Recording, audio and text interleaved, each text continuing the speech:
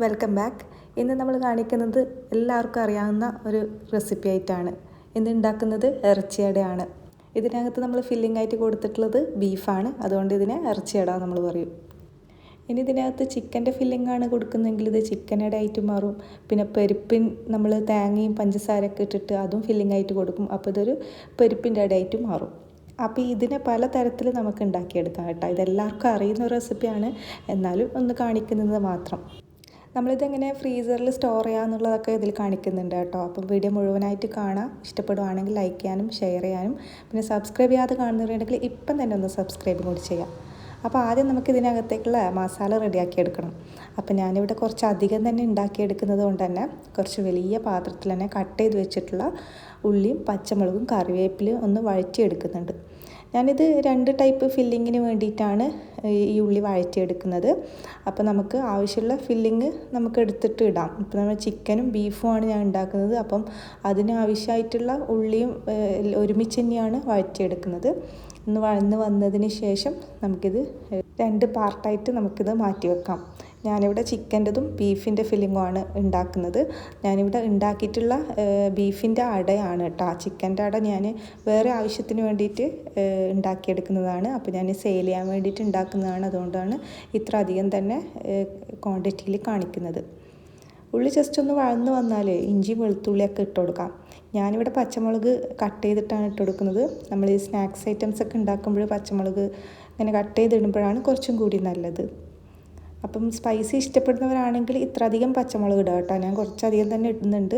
പിന്നെ മഞ്ഞൾപ്പൊടിയും ഗരം മസാലപ്പൊടിയും ആവശ്യത്തിനുള്ള ഉപ്പൊക്കെ ഈ സമയത്ത് ഇട്ട് ഒന്നും കൂടി ഒന്ന് വഴറ്റിയെടുക്കുക. കുരുമുളക് വേണമെങ്കിൽ നിങ്ങൾക്ക് കുരുമുളക് കൂടി ഇട്ട് കൊടുക്കുക കേട്ടോ. അപ്പം ഞാനിവിടെ പച്ചമുളക് നല്ലവണ്ണം ചേർത്തത് കൊണ്ട് തന്നെ കുരുമുളക് ഇപ്പം ചേർക്കുന്നില്ല. ഉള്ളി ഒന്ന് വഴന്ന് വന്ന് എല്ലാം റെഡിയായി കഴിഞ്ഞാൽ അവസാനമായിട്ട് മല്ലിയിലയും കൂടി ഇട്ട് കൊടുക്കാം. ഇനി ഈ സമയത്ത് നമുക്കിത് 2 പോർഷനായിട്ട് മാറ്റിയെടുക്കാം. കുറച്ച് ഞാനൊരു പാത്രത്തിലേക്ക് മാറ്റുന്നുണ്ട്. അതെനിക്ക് ബീഫിൻ്റെ ഫില്ലിങ് ചേർക്കാൻ വേണ്ടിയിട്ടാണ്. ബാക്കിയിൽ ഞാൻ ചിക്കനാണ് ചേർക്കുന്നത്.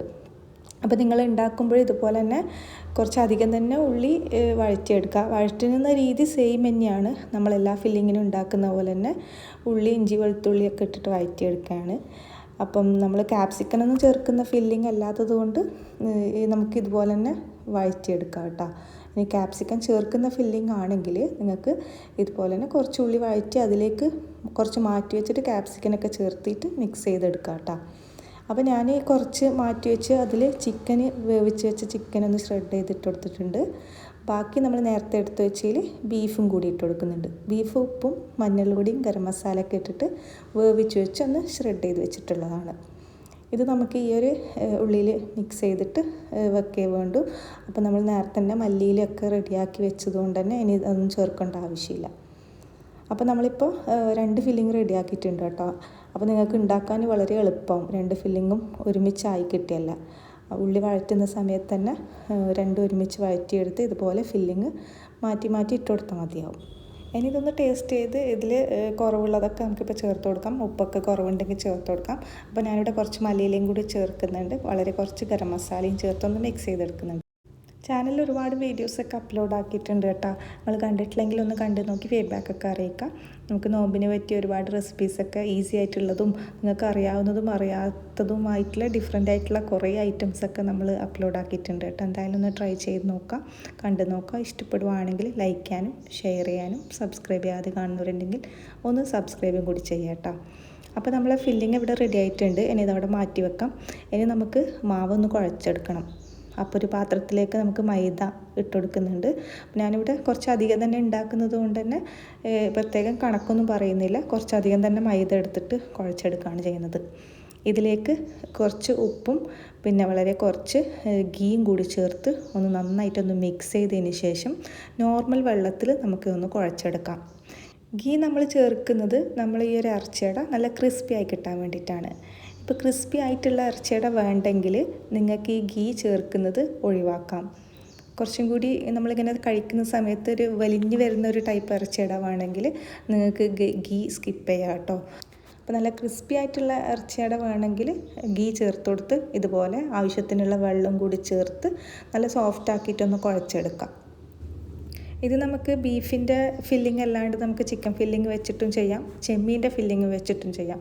പിന്നെ സ്വീറ്റായിട്ട് നമുക്ക് ചെയ്യുകയാണെങ്കിൽ നമ്മൾ കടലപ്പരിപ്പും തേങ്ങയും പഞ്ചസാരയൊക്കെ ഇട്ടിട്ടുള്ള ഒരു ഫില്ലിംഗ് വെച്ചിട്ടും നമുക്ക് ഈ ഒരു അട ചെയ്തെടുക്കാം കേട്ടോ. അപ്പോൾ നമ്മൾ കുഴച്ച് വെച്ചിട്ടുള്ള മാവ് ഇനി ഇതുപോലെ ചെറിയ ചെറിയ ബോൾസ് ആക്കിയിട്ട് ഉണ്ടാക്കി വെക്കാം. അപ്പോൾ നമുക്ക് എടുത്ത് പരത്താൻ വളരെ എളുപ്പമാവും.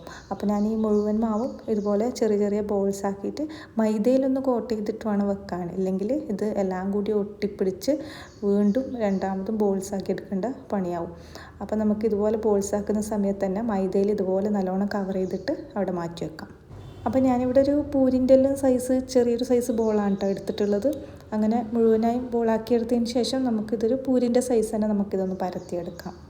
മൈദ ഒന്ന് കൗണ്ടർ ടോപ്പിലാക്കി കൊടുത്തതിന് ശേഷം പരത്തിയെടുക്കണം. ഞാനിവിടെ തിന്നായിട്ടാണ് പരത്തിയെടുക്കുന്നത്. നമ്മൾ പൂരിക്ക് കുറച്ച് തിക്കായിട്ടാണ് ഉണ്ടാവുക. നമ്മൾ ഇതുപോലെ ഇറച്ചിയടക്ക് ഉണ്ടാക്കുമ്പോൾ കുറച്ച് തിന്നായിട്ട് വേണം പരത്തിയെടുക്കാൻ. നമ്മൾ ബോൾസ് എടുക്കുന്നത് പൂരിൻ്റെ എല്ലാം സൈസ് ബോൾസ് എടുത്താൽ മതിയാവും, പക്ഷെ പരത്തുമ്പോൾ കുറച്ച് തിന്നായിട്ട് പരത്തിയെടുക്കാം. അപ്പോൾ ഞാനിത് മുഴുവനായി ഇതുപോലെ ഇങ്ങനെ പരത്തി വെച്ചിട്ടുണ്ട്. മൈദ ഒന്ന് തട്ടിക്കൊടുത്തിട്ട് വേണം ഇതുപോലെ വെച്ച് കൊടുക്കാൻ കേട്ടോ, അല്ലെങ്കിൽ മുഴുവനായിട്ട് ഒട്ടിപ്പിടിച്ചിട്ട് ഒന്നും നിങ്ങൾക്ക് എടുക്കാൻ പറ്റാണ്ടാവും. അപ്പോഴും മൈദ ഒന്ന് സ്പ്രെഡ് ചെയ്തിട്ട് വേണം ഇതുപോലെ നമ്മൾ പരത്തി വെച്ചിട്ടുള്ള ഓരോ ഷീറ്റും വെച്ച് കൊടുക്കാൻ വേണ്ടി കേട്ടോ. ഇനി നമ്മൾ ഇറച്ചിയുടെ ഉണ്ടാക്കുന്ന ഈ ഒരു അച്ച് നിങ്ങളുടെ കയ്യിലില്ലെങ്കിൽ എല്ലാ സൂപ്പർ മാർക്കറ്റിലും അവൈലബിൾ ആണ്. ഈ ഒരു സൈസിലുള്ള അച്ചല്ലാണ്ട് വേറെ എന്തെല്ലോ ട്രയാങ്കിൾ ഷേപ്പും പലതരം ഷേപ്പിലുള്ള അച്ചും വരുന്നുണ്ട്. അപ്പോൾ നമ്മൾ നേരത്തെ ഉണ്ടാക്കി വെച്ചിട്ടുള്ള ബീഫിൻ്റെ ഫില്ലിങ് ഞാനൊരു പാത്രത്തിലേക്ക് മാറ്റിയിട്ടുണ്ട് കേട്ടോ. ഇനി നമുക്ക് ഇതൊന്ന് ഈ ഒരു അച്ചിൽ വെച്ചിട്ടൊന്ന് ഫോൾഡ് ചെയ്തെടുക്കണം. അപ്പോൾ അതെങ്ങനെയെന്ന് കാണിച്ചു തരാം. അപ്പോൾ നമ്മൾ ഈ അച്ചിൻ്റെ അകത്ത് ഇതുപോലെ ഓരോ ഷീറ്റ് വെച്ച് ഈ ഒരു സൈഡിലായിട്ട് വേണം ഫില്ലിങ് വെച്ച് കൊടുക്കാൻ. ഈ ഒരു സൈഡിൽ ഫില്ലിങ് വെച്ച് ഇതുപോലെ ഫോൾഡ് ചെയ്ത് കൊടുക്കുക. അപ്പോൾ നമ്മൾ ഫോൾഡ് ചെയ്യുമ്പം ഇതിനനുസരിച്ചിട്ട് ഇങ്ങനെ ഫോൾഡ് ചെയ്തിട്ട് ഇതുപോലെ ഒന്ന് പ്രസ് ചെയ്ത് കൊടുക്കുക. എക്സസ് ആയിട്ടുള്ളത് നമുക്ക് എടുത്ത് മാറ്റാം. അപ്പോൾ ഇത്രയേ ഉള്ളൂ, നമ്മൾ അടിപൊളിയായിട്ടുള്ള ഇറച്ചിയട റെഡി ആയിട്ടുണ്ട്. അപ്പോൾ ഇതുപോലെ തന്നെ നമുക്ക് മുഴുവനായും ചെയ്തെടുക്കാം. ഞാൻ നേരത്തെ പറഞ്ഞതുപോലെ തന്നെ ട്രയാങ്കിൾ ഷേപ്പിലുള്ള അച്ചും വരുന്നുണ്ട്, പിന്നെ പല ടൈപ്പിലുള്ള റൗണ്ട് ഷേപ്പിലുള്ള അച്ചൊക്കെ വരുന്നുണ്ട് കേട്ടോ. നോർമലി ഇറച്ചിയട എന്ന് പറയുമ്പോൾ ഈ ഒരു ഷേപ്പിലുള്ള അച്ചിലാണ് പൊതുവേ ഉണ്ടാക്കാറ്. അപ്പോൾ നമുക്ക് ഇതുപോലെ തന്നെ മുഴുവനായും നമുക്ക് ചെയ്തെടുക്കാം കേട്ടോ. അപ്പോൾ ഞാനിത് മുഴുവനായും ഇതുപോലെ ചെയ്തെടുത്തിട്ടുണ്ട്. ഇനി നമുക്കിത് ഫ്രീസറിൽ സ്റ്റോർ ചെയ്യണമെങ്കിൽ നമുക്കൊരു പാനിൽ വെച്ചിട്ട് ഇതൊന്ന് വാട്ടിയെടുക്കണം. അപ്പോൾ അങ്ങനെ ആകുമ്പം ഇതൊന്നും ഒട്ടിപ്പോവാണ്ട് കുറേ നാൾ നമുക്ക് ഫ്രീസറിൽ സ്റ്റോർ ചെയ്യാൻ പറ്റും. അതുപോലെ തന്നെ ഒരുമിച്ച് വെച്ച് കഴിഞ്ഞാലൊന്നും ഇത് ഒട്ടിപ്പോവില്ല. അപ്പോൾ ഞാനിങ്ങനെ പരത്തി വെച്ചിട്ടിത് നമുക്കൊരു പാനിൽ വെച്ചിട്ടൊന്ന് വാട്ടിയെടുക്കാം. അപ്പോൾ ഒരു ചപ്പാത്തിയൊക്കെ ചൂടുന്നൊരു പാനിൽ ഒന്ന് ചൂടായി കഴിഞ്ഞാൽ ഈ ഓരോ ഇറച്ചിയുടെയും വെച്ചിട്ട് ഇങ്ങനെ ജസ്റ്റ് ഒന്ന് ചൂടായി ജസ്റ്റ് ഇതുപോലെ ഒന്ന് കളറ് ചേഞ്ചായി വന്നാൽ തിരിച്ചും മറിച്ചൊക്കെ ഇട്ടെടുക്കാം. കരിച്ചെടുക്കേണ്ട ആവശ്യമില്ല, ഇതുപോലെ ജസ്റ്റ് ഒന്ന് വാട്ടിയെടുത്താൽ മതിയാവും.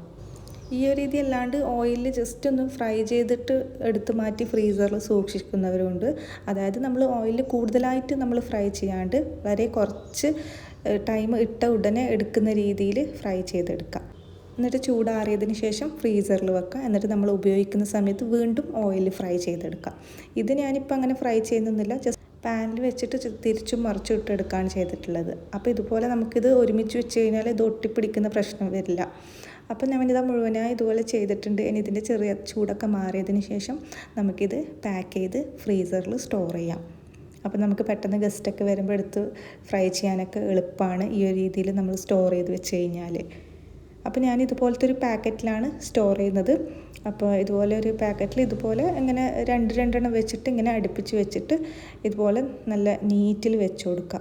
അപ്പോൾ നമ്മൾ ഇടുന്ന പാക്കറ്റ് ഡ്രൈ ആയിട്ടുള്ള ഒരു പാക്കറ്റായിരിക്കണം കേട്ടോ, നനഞ്ഞ കവറിലൊന്നും കൊണ്ടിടാൻ പാടില്ല. അപ്പോൾ നിങ്ങൾ ഈ ഒരു രീതിയിൽ സ്റ്റോർ ചെയ്തിട്ടില്ലെങ്കിൽ ഇതുപോലെ ഒന്ന് സ്റ്റോർ ചെയ്ത് നോക്കുക കേട്ടോ. എന്തായാലും നിങ്ങൾക്ക് ഉപകാരപ്പെടും, അറിയാത്തവർക്ക് വേണ്ടിയിട്ടാണ് കേട്ടോ. അപ്പോൾ നമ്മൾ വീഡിയോ ഇഷ്ടപ്പെടുവാണെങ്കിൽ ലൈക്ക് ചെയ്യാനും ഷെയർ ചെയ്യാനൊന്നും മറക്കരുത് കേട്ടോ. അപ്പോൾ ഇതുപോലെ ഒന്ന് വെച്ചതിന് ശേഷം പാക്കറ്റ് ഒന്ന് സീൽ ചെയ്ത് നമുക്ക് ഫ്രീസറിൽ വെക്കാം. ഇനി ഇതിപ്പോൾ നിങ്ങളടുത്ത് പാക്കറ്റ് ഇല്ലെങ്കിൽ ബോക്സ് ആണെങ്കിൽ നിങ്ങൾക്ക് ഇതുപോലെ ബോക്സിൽ വെച്ച് കൊടുത്താലും മതിയാവും. വീഡിയോ ഉപകാരപ്പെടുകയാണെങ്കിൽ ഫ്രണ്ട്സിനും ഫാമിലിക്കൊക്കെ ഷെയർ ചെയ്യുക. സബ്സ്ക്രൈബ് ചെയ്യാതെ കാണുന്നവരുണ്ടെങ്കിൽ ഒന്ന് സബ്സ്ക്രൈബും കൂടി ചെയ്യുക. അടുത്ത വീഡിയോ ആയിട്ട് വീണ്ടും വരുന്നതായിരിക്കും.